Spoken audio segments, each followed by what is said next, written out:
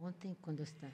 Olá, minha gente da TV Evangelizar, aqui é Padre Joãozinho. Hoje estamos aqui para encontrar o caminho, encontrar uma meta, para encontrar uma direção, um rema. É o nome desse programa, Rema. Uma palavra que pode mudar a sua vida. E quantas palavras nos orientam quando a gente para naquele posto de gasolina e pergunta onde é que fica tal lugar? E aquela pessoa nos diz, vira à direita e depois vá uns 150 metros que você chega lá. É assim, um rema, sempre uma palavra orientadora.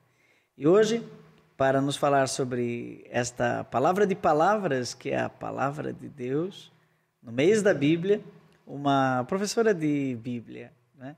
A nossa querida Maria Antônia Marques. Boa noite, Maria Antônia. Maria Antônia, né? Eu sou Maria e Antônia.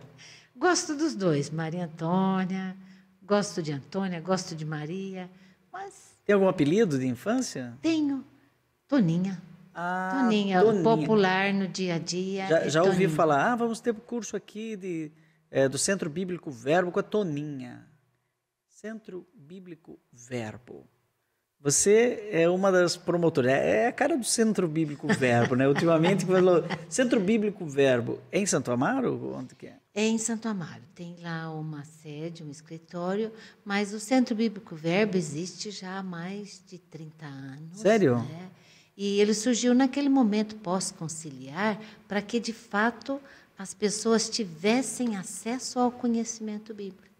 Então, através do Centro Bíblico, a gente acaba trabalhando em vários lugares do Brasil. Tem alguma coisa a ver com os verbitas? Sim, porque foi uma iniciativa, como é que chama, de um grupo de verbitas, tendo à frente o padre Edênio. Né, Edênio? Edênio Vale? Yes. Ele é verbita? Sim, olha, um grande vivendo verbita. e aprendendo, eu não sabia. Então, um grande homem. E ele, junto com outros verbitas, Luiz Suter e Mamônica, das Servas do Espírito Santo, depois veio renovando outras turmas, mas a ideia inicial era para que a congregação do Verbo Divino e as irmãs do Espírito Santo tivessem uma atualização bíblica. E pouco a pouco isso foi... Era interno. Era. Pouco a pouco isso foi abrindo também para outras pessoas. E eu lembro quando eu era diretor da Faculdade de Uniana, você dava aula e junto ali estava o Chig. Ele também é verbita? Sim, ele é o diretor do Centro Bíblico Verbo. Ainda hoje? Sim, E ele é japonês? Japonês, como ele mesmo diz, japonês legítimo. Ele é de Nagasaki, ele é descendente daqueles cristãos escondidos. Tem uma experiência interessante dessa questão da cultura cristã, não é? Porque é ser minoria num país que o cristianismo não tem importância. E fiel, né? Porque japonês, quando se converte, é muito fiel. Eu conheci muitos japoneses aqui na Paróquia São Judas. Você que está nos acompanhando, nós estamos aqui no Instituto Menino de São Judas Tadeu, que é na grande quadra aqui, que também tem a paróquia Santuário São Judas Tadeu.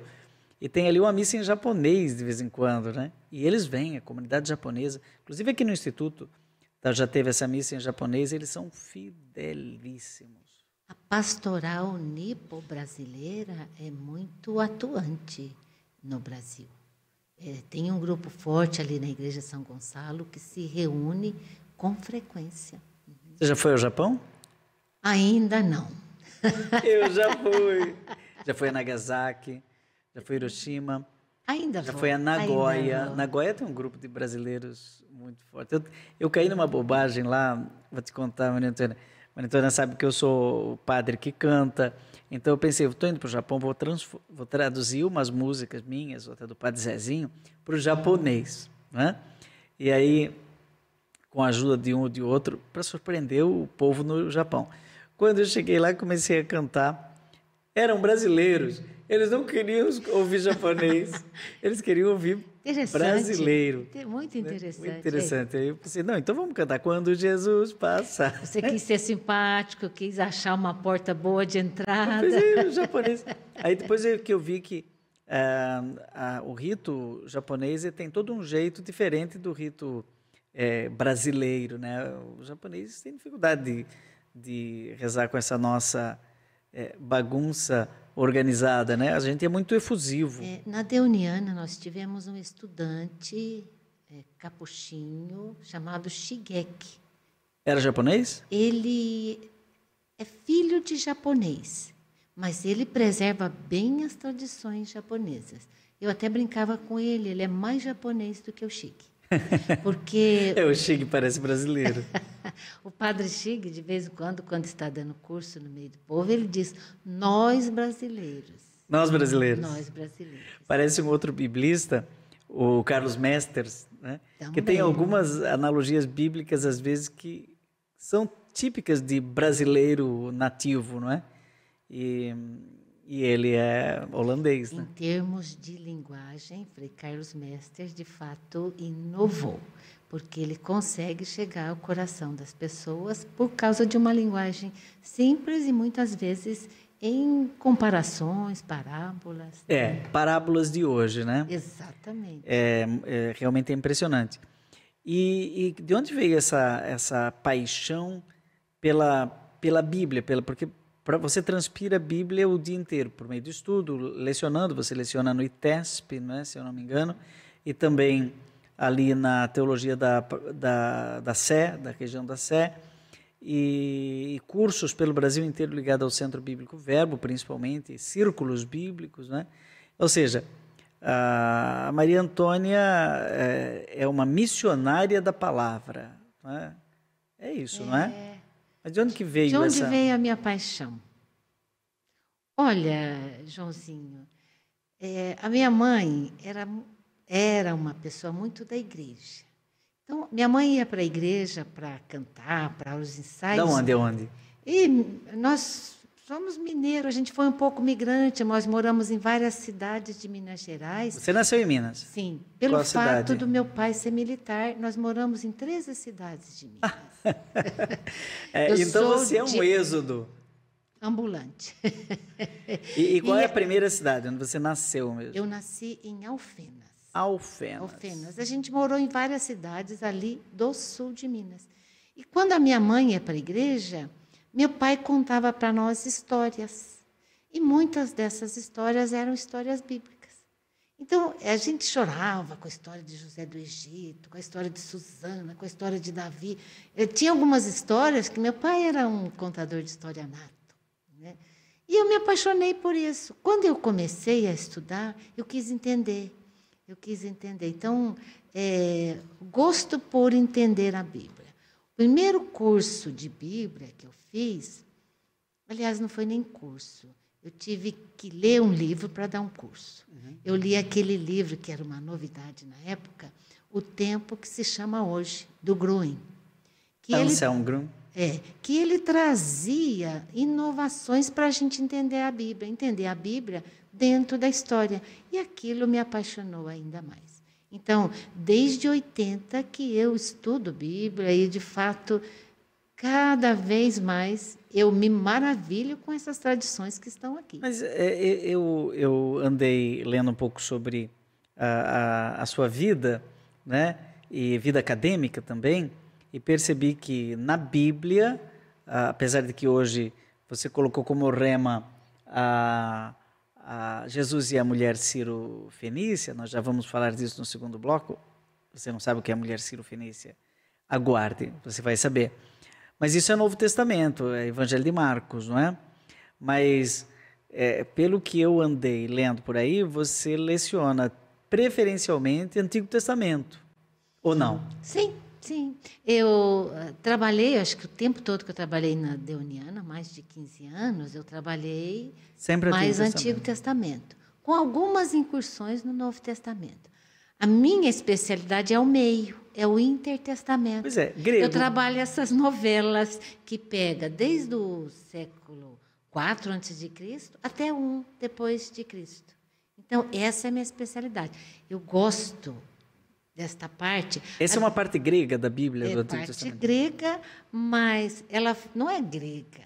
É domínio do Império Grego, tradição judaica influenciada pela cultura grega. Mas a língua em que está escrito? Ah, uma mistura. Mistura.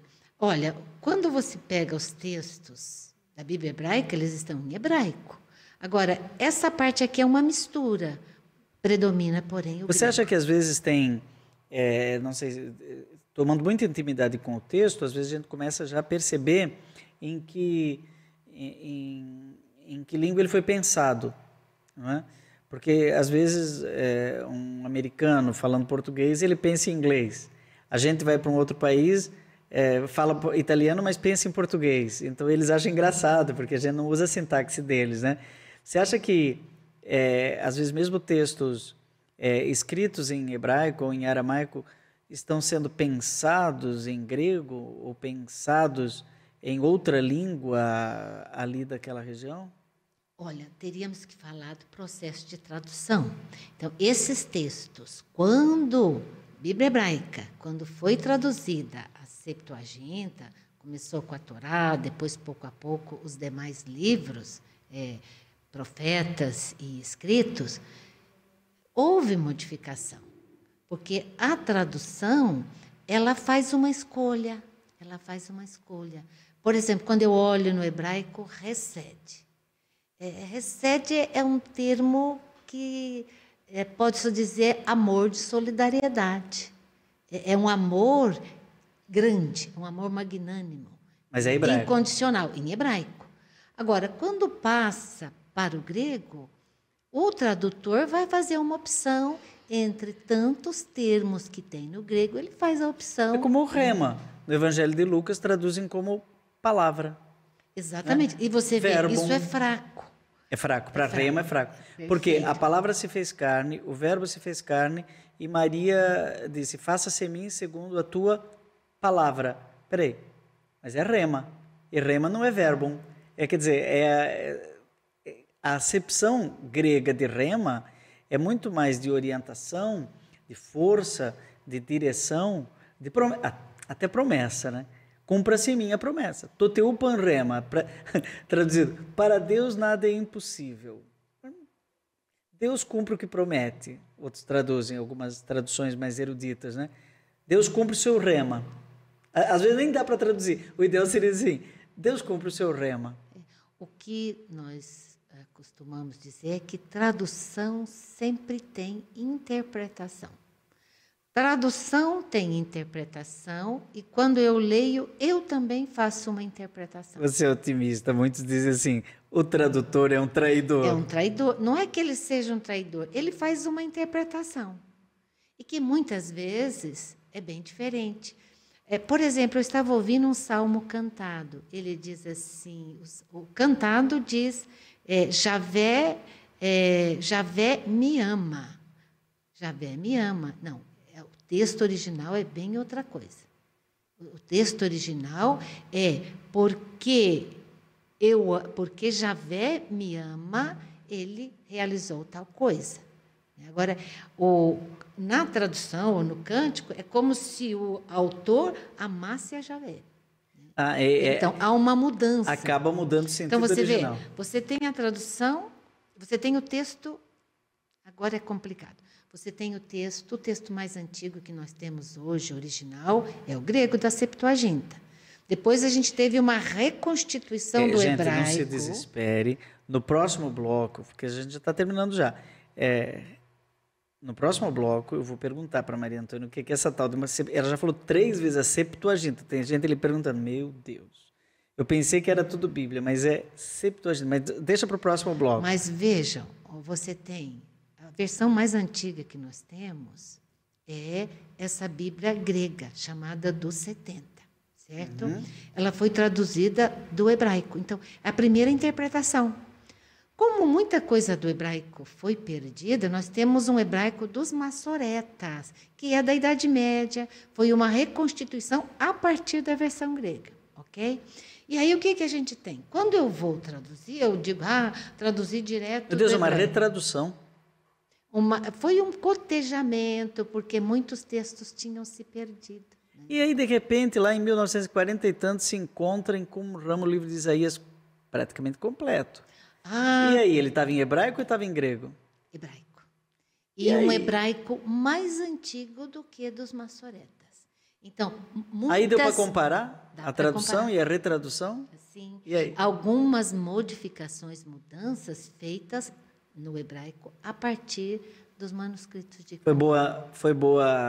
Bom o resultado da comparação? Excelente. Então, com os, Deu uma segurança para os com os biblistas. manuscritos de Qumran, que são mais de 5.000 manuscritos, né, nós tivemos acesso aí a textos mais antigos. Nós estamos falando de uma descoberta também de 1940. Tivemos possibilidade de conhecer outros movimentos contemporâneos ao tempo de Jesus, nem Olha, dos gente, evangelhos. Interessantíssimo. Chame mais gente para vir. Nós estamos aqui ao vivo pela TV Evangelizar. Se você quiser continuar assistindo, nós vamos ter que fazer um intervalo agora, mas se você quiser continuar assistindo, pula lá para o canal Padre Joãozinho no YouTube, que eu vou continuar conversando umas outras coisas com a Maria Antônia aqui. Está interessante saber os bastidores da palavra de Deus, né? Nós já vamos falar sobre a mulher cirofenícia, essa tal de 70, os maçoretas, e como é que funcionou essa química toda que nós chamamos hoje de palavra de Deus. Vai lá comigo lá no canal Padre Joãozinho no YouTube. A gente vai fazer um intervalinho de 3 minutos e volta já.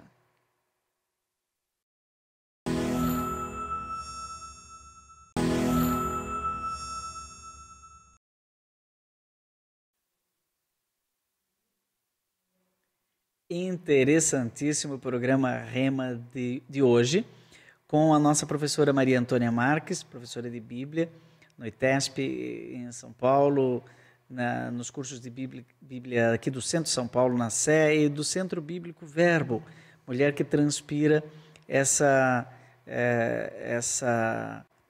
mística da palavra de Deus. Maria Antônia, no bloco anterior, nós estávamos falando da tal da Septuaginta, né? Você várias vezes se referiu à Bíblia da Septuaginta, que seria a Bíblia dos 70. Que 70 são esses? Ok. Então, eu vou precisar aqui falar um pouquinho mais. Por volta, como dizer, existia um grupo grande de judeus no Egito. Uhum. Uma comunidade que se estima aí mais de 100 mil. Mais de 100 mil pessoas. Mais ou menos em que período da história? Olha, as migrações para o Egito começaram em 582. E aqui no século... Depois de Cristo? Antes de Cristo. Antes de Cristo. É a terceira deportação. Antes okay. da terceira deportação, um grupo fugiu para o Egito. Ok. Um grupo foge para o Egito. Então, nós estamos agora 500 anos antes de Cristo, judeus que chegaram na Terra Santa mais de 1000 anos antes de Cristo. Davi é 1000 antes de Cristo, não é? Mais ou menos. Mais ou menos 1000 antes de Cristo. Ou seja, se fôssemos situar a Abraão, seria o quê? 2000 antes de Cristo? Enquanto tradição, eles jogam para um tempo ahistórico, além da história. Sim. Além da história. Mas assim, nesse tempo ahistórico, vamos imaginar uma linha do tempo simplificada, para quem está nos ouvindo. Vamos imaginar que 2000 anos antes de Cristo começasse toda a história sagrada. 1800 antes de Cristo, só que essa história está sendo contada em 400 antes de Cristo. Exatamente. Então, ou seja, agora chegamos a 500. Você falava aqui, 500 antes de Cristo, tem judeus 100 mil. Um grupo foi exilado para a Babilônia. Depois, com a chegada dos gregos, mais um grupo de judeus foi levado para o Egito. A segunda deportação. Não segunda deportação, em torno do ano... quando Alexandre Magno chega, um grupo já está assentado no Egito. E manda judeus para lá, porque judeus eram súditos fiéis. Então, pouco a pouco, a comunidade do Egito era uma comunidade grande. Se estima mais de 100 mil por volta do século III. Então, uma comunidade numerosa, Alexandria, maior biblioteca da antiguidade, começa-se a traduzir a Bíblia hebraica para os judeus que nasceram no Egito e não conhecem mais o hebraico. Sim, mas por que para o grego?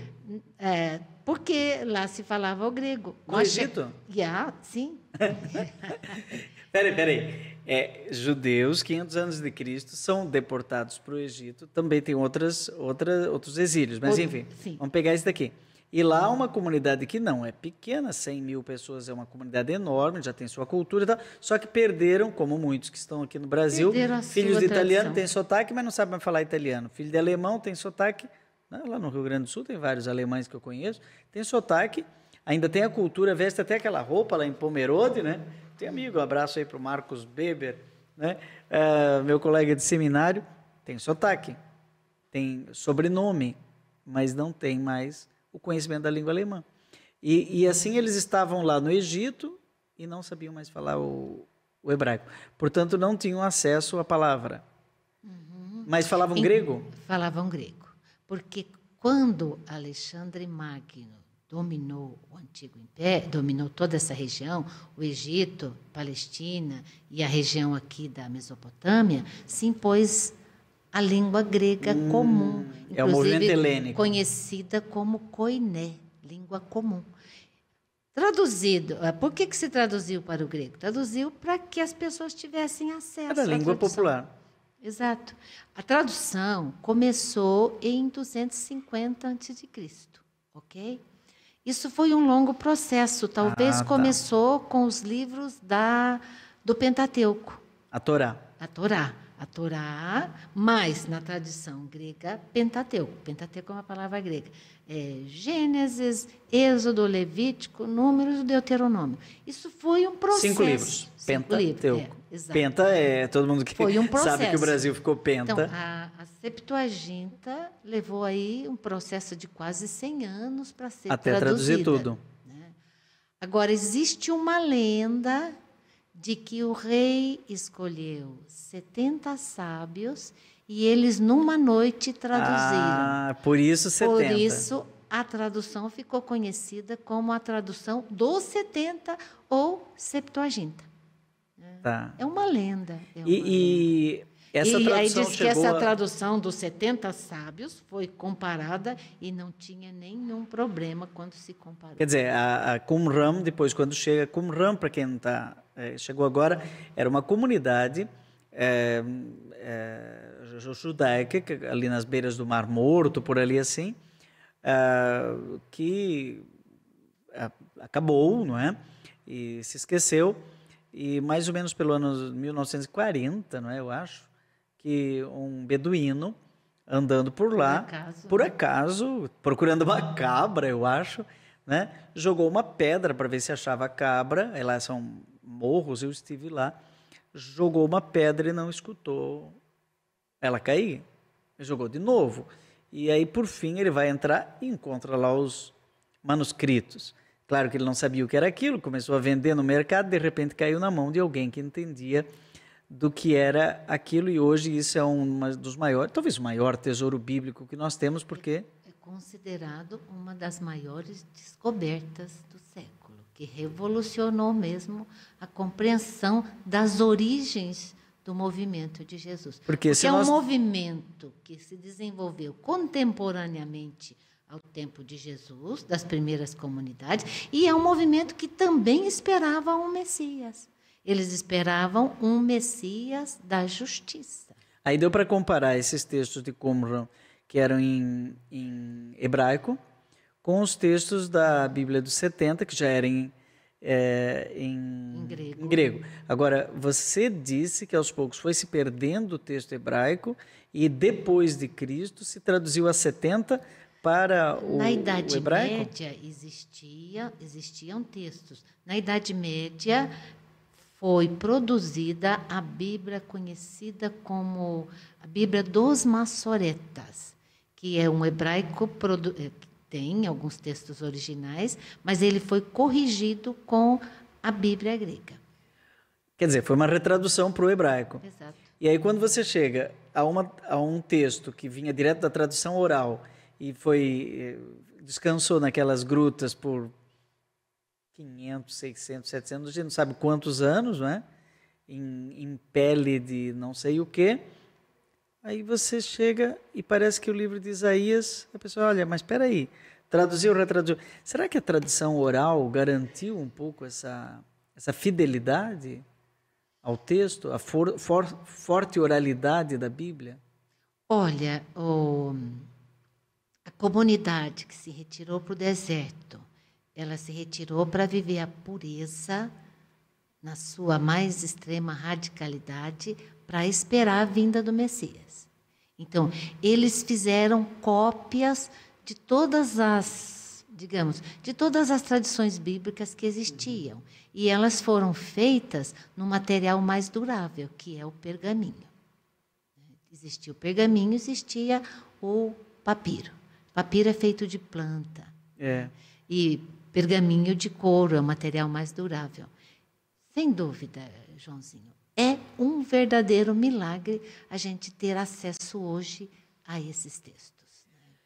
E a mulher Ciro-Fenícia, senão daqui acaba o programa, eu falei, ela vai falar da mulher Ciro-Fenícia, né? Nós estamos aí no mês da Bíblia, tivemos aqui a presença do Padre Boris, fez 2 programas sobre o Antigo e Novo Testamento, foi efusivo, maravilhoso, e hoje trazemos uma teóloga. E você escolheu esse texto da mulher Jesus e a mulher Ciro-Fenícia, porque eu devo dizer que você me surpreendeu. Você, ela vai falar das mulheres na Bíblia, mulheres no Antigo Testamento. Não, ela pega um texto do Novo Testamento. Marcos, por que isso? Porque eu queria uma coisa fácil. Falar de mulher na Bíblia é muito amplo. É como se eu fosse falar de mulher na biblioteca. Eu tenho várias versões. Então, eu pensei, vamos pegar um texto específico que fica mais fácil, até para a gente entender. Não sei se vai ficar mais fácil, eu vou tentar, né? Então, vamos lá. Qual é a intuição? Primeiro, qual é o texto, né? Depois a gente pega o contexto, pré-texto, enfim. Vamos caminhar. Olha, o texto é Marcos 7. Marcos 7, com licença, se alguém quiser acompanhar o texto aqui, é Marcos 7, 24 a 30. Esse é um texto muito interessante, porque é o único... Jesus, nos evangelhos, enfrenta várias controvérsias, né? Com a maioria com mestres da lei. E a única vez que ele perde uma controvérsia é nesse diálogo com a mulher. Então, assim... Aquele é o perdedor? Não, ele não é perdedor, mas ele mudou de opinião. Ele mudou de opinião, porque, veja, o texto de Marcos tem uma construção interessante. Se a gente olhar antes do capítulo 7, ele está com uma discussão sobre as normas da pureza.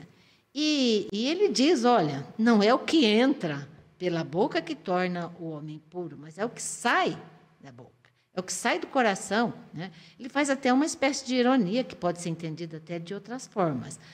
Não é o que entra, não é o que eu como que vai me tornar puro e puro. Ele está, digamos, cansado, a narrativa mostra assim, cansado com essa controvérsia em torno da pureza. E ele se retira para uma região dos impuros. Ele se retira para Tiro, né? Curioso, porque ele levanta-se dali e vai para a região de Tiro, na Fenícia. E se a gente olhar... que é a Fenícia? Hoje não tem mais Fenícia, tem? Não. Se a gente olhar... Isso que atrapalha, viu? Fala da Fenícia, aí a pessoa vai procurar no mapa, não acha Fenícia. Então, onde seria Fenícia hoje? Seria a costa do mar, onde nós temos o que ali? Tem a Galileia, fica na costa ligada à Galileia, né? Então seria no litoral. No litoral. E veja, porque Ciro? Os galileus precisavam da Fenícia porque ali tinha os portos marítimos para onde saíam os produtos. O que a Galileia tem? Tem produção de grãos. Produção de grãos precisa da Fenícia. Agora, se a gente olhar na Bíblia, a Fenícia como dizer, é um povo historicamente inimigo de Israel. Nós tivemos uma rainha no Antigo Testamento, Jezabel, que trouxe da Fenícia o culto a Baal. E o culto a Baal se tornou uma divindade, digamos, por um determinado momento, uma divindade principal.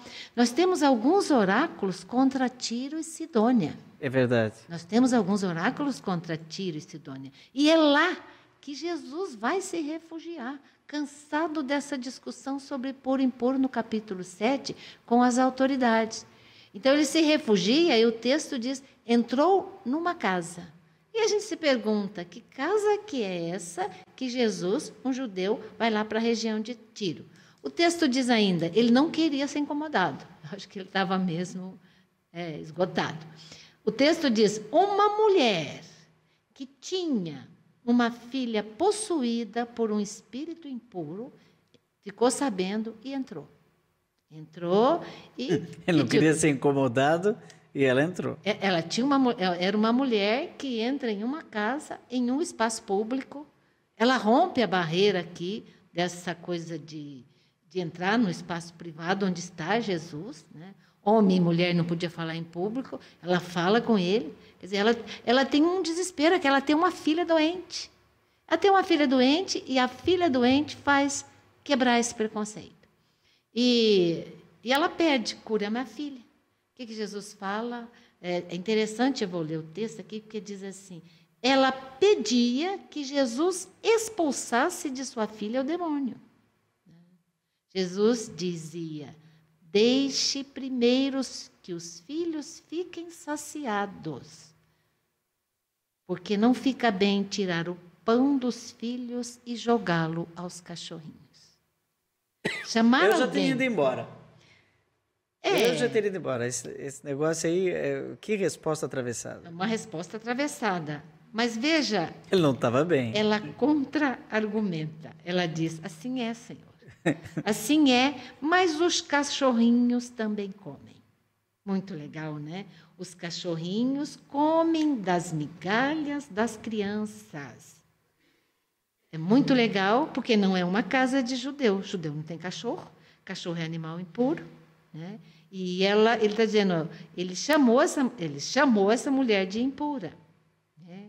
E a mulher argumenta, e a resposta final é, por causa do que você falou, por causa do que você disse, o demônio saiu da sua filha. Muito legal, é muito bom esse muito texto. interessante. Então, assim, vamos pensar, Joãozinho. Primeira coisa. A conclusão agora. Porque vem primeiro a palavra, a leitura, o contexto, mas nós queremos saber qual é o final dessa história, não é? Só que nós temos que beber um golinho de água, né? E vou deixar você com aquela vontade de saber por que Jesus muda de... Parece que Jesus muda de ideia, não é? Parece que é a mulher que converte Jesus, ou é ele que veio para converter as pessoas, a mulher converteu Jesus, mudou ele, estava meio que atravessado, de repente. Nós vamos lá no nosso canal, no YouTube, Padre Joãozinho, você pulando para lá, a gente vai continuar. Mas aqui, na TV Evangelizar, nós vamos fazer um brevíssimo intervalo e o programa Rema volta num instante.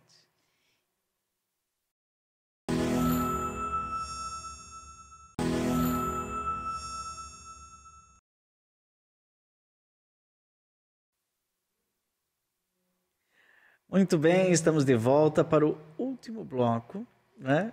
Já estamos chegando ao final e estamos mergulhando agora num texto. Depois de conhecermos um pouco Maria Antônia, o universo da Bíblia, e textos gregos e textos hebraicos e Qumran, etc. e tal, agora resolvemos cair de cabeça num texto de Marcos, que a professora Maria Antônia escolheu, Marcos 7, 25 a 30, que é o texto da mulher Sirofenícia, aquela que Jesus, parece que não estava muito bem naquele dia, diz assim, ela quer que cure a filha dela, que é atormentada por um demônio, e aí Jesus diz, mas vou tirar o pão da mesa e dar aos cachorrinhos, e aí a mulher realmente diz, mas os cachorrinhos também se alimentam parece que é um ato de humildade e tal, mas Jesus diz, na tradição de Marcos, a professora Maria Antônia estava dizendo, por causa da tua palavra, tua filha está liberta.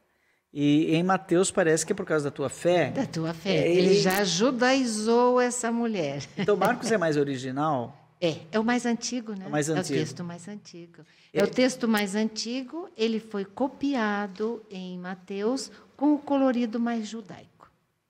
Entendi. Então, é como se o núcleo de Marcos, que também é menorzinho, não é? Não é tão dilatado quanto Mateus e muito menos do que Lucas, e não tem comparação com João. Você sabe que são 3 evangelhos parecidos, chamados sinóticos, Marcos, Mateus e e Lucas, e um meio fora do padrão, como todo João, né? É meio que fora do padrão.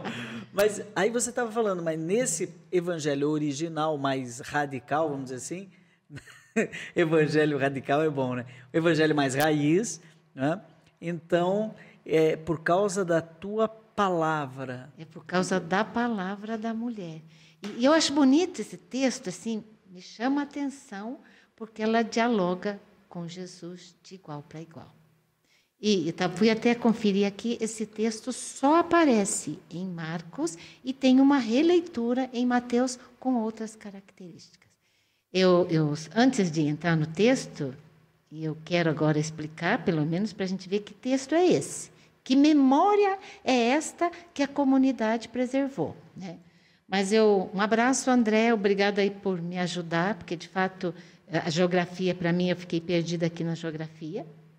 Aliás, quem falou foi o Caco.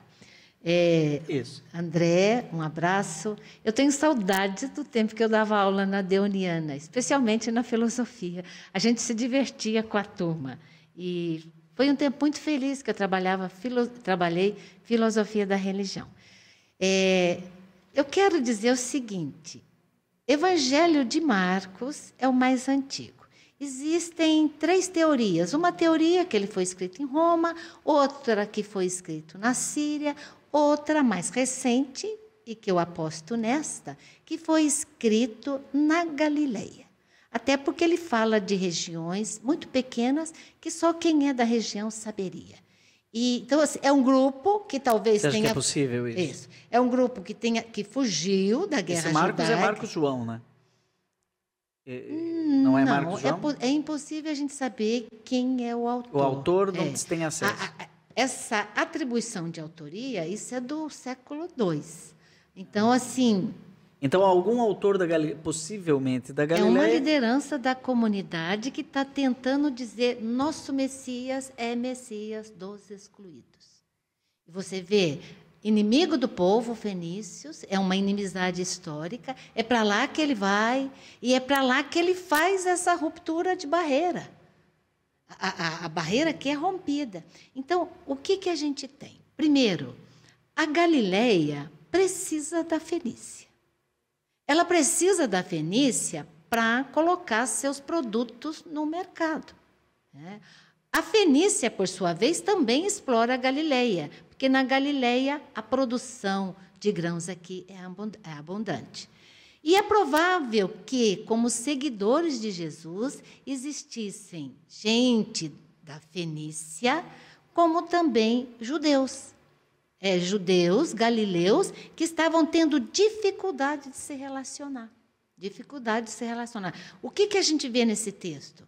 A gente vê nesse texto uma mentalidade nacionalista. O pão é para os filhos. Era isso que os judeus diziam. Assim é, Senhor, mas os cachorrinhos também comem. Muito bem lembrado por alguém, acho que foi o Caco, na Fenícia existia uma divindade que tinha cabeça de cachorro, um chacal, Anubis. Então, cachorro é uma divindade, mas cachorro para os judeus é uma espécie de xingamento. Agora, é possível que ela não tenha se sentido agredida com isso, porque ela está no espaço dela, mas ela rompe a barreira. Ela rompe a barreira aqui étnica, é uma mulher da Fenícia. O texto faz questão de dizer, ela é Ciro-Fenícia, grega de nascimento. Então, rompe essa barreira de judeus e não judeus, que é um convite para a comunidade que está na Galileia romper essa barreira, né? Ela rompe essa barreira também de religião. Aqui, nós não estamos no âmbito da religião. Jesus é judeu com sua religião, ela é fenícia, ela deveria ter as suas divindades, mas a necessidade é que une. O que uniu o povo nas primeiras comunidades? Com certeza foi a necessidade, e que é uma necessidade concreta. Nós temos na comunidade uma mistura de judeus e não judeus, e não tem sentido ficar com essas barreiras de puro e do impuro. Isso precisa ser rompido. Você acha que, nesse caso, pela prática, pela forma prática, e um pouco semitas. Os semitas têm muito disso de falar cara a cara, de ser um pouco, às vezes um pouco fortes na maneira de se expressar. Quando eu estive em Israel, um me dizia assim: nós somos meio como cactos, né? Somos espinhosos por fora, mas somos doces por dentro. Jesus fala, olha, ela rompe uma barreira e ele rompe outra barreira, assimilando com ela que é preciso não... porque ele poderia ter ficado firme no lugar dele. Olha, não, você fique no seu lugar porque você é um cachorrinho. Não, ele acaba dando pão da cura. Perfeito. Como diz, ou seja, ele vai contra as convenções do tempo dele. Padre Joãozinho, para que o encontro aconteça, judeus precisam romper essa barreira etnocêntrica e estrangeiros precisam romper outras barreiras. E na prática isso aqui acontece. Legal, o texto é memória. E no texto, a mulher rompe barreiras, Jesus também rompe barreiras. Ou seja, há Ele um encontro. muda de opinião. Então, os dois estão numa postura de diálogo. É um diálogo aqui de igual para igual. E dialogam a partir do quê? A partir da necessidade. Como alguém disse aí, por uma filha, a gente faz tudo. Quando a gente tem necessidade, a gente faz. A gente passa por cima das barreiras dos nossos preconceitos. Exatamente, é isso que eu estou querendo dizer. Porque hoje nós vivemos uma situação de polarização em que se realiza aquela, dois bicudos não se beijam. Então, você não é minha adversária, porque você é diferente, pensa diferente, ou reza diferente, você é minha inimiga. Ou seja, Jesus é parte da sua cultura e rompe a barreira. Ser capaz de dialogar com quem tem outra religião. Né? É uma outra lição que você tem de uma diálogo. barreira de gênero. Homem e mulher não dialogam em público. Aqui o diálogo só ali ele já, aberto. porque ele nem precisaria ter respondido. E outra, a barreira étnica, judeu e não judeu. Ele rompe com essas barreiras. Eu quero dizer uma coisa que eu não quero sair daqui sem dizer isso. Esta é uma sessão que ela não está deslocada do conjunto. Porque se a gente começar no capítulo 6, no capítulo 6 tem a partilha do pão, e lá sobraram 12 cestos. A partilha do pão aqui é para para o povo judeu. 12 cestos é uma referência direta ao Israel.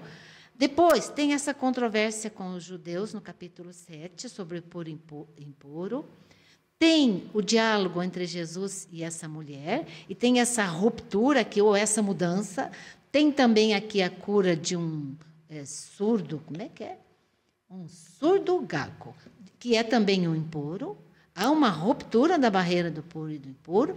E quando a gente entra no capítulo 8, tem novamente a partilha do pão. E aqui sobram 7 cestos. 7 cestos é uma referência às nações.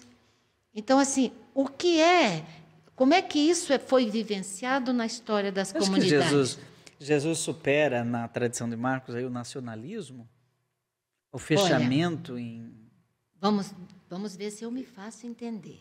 Jesus está no ano 30. Ele deve ter viajado aqui para a região da Sidônia, para a região da Decápolis, deve ter ido, segundo os sinóticos, uma vez para Jerusalém. Ele dialogou basicamente com judeus e provavelmente com galileus que já eram considerados impuros. Jesus, sua prática, rompeu a barreira do puro e do impuro. Jesus nos anos 30. Nós estamos aqui nos anos 70. Então, aqui, quem é que precisa romper essa barreira? Jesus está representando aqui os judeus. E essa mulher, os estrangeiros. Então, retoma a prática de Jesus e diz como Jesus agiria. Ele age desse jeito. É um texto, um tipo de texto que quer ajudar as pessoas a romper essas barreiras existentes na comunidade nos anos 70. Você percebe que há muitos textos em que Jesus rompe a barreira do puro e do impuro. Né? O discípulo de Jesus, agora fazendo uma interpretação atual, né? Aquele que quiser se dizer discípulo de Jesus tem que continuar esse movimento de romper barreiras e construir pontes. Se ele constrói muros, ele não é discípulo de Jesus. O pão não é só para os 12. O pão é para os 7. Os cachorrinhos também comem. O pão não é só para Israel. O pão é para os 7, representando todas as nações. Se eu estabeleço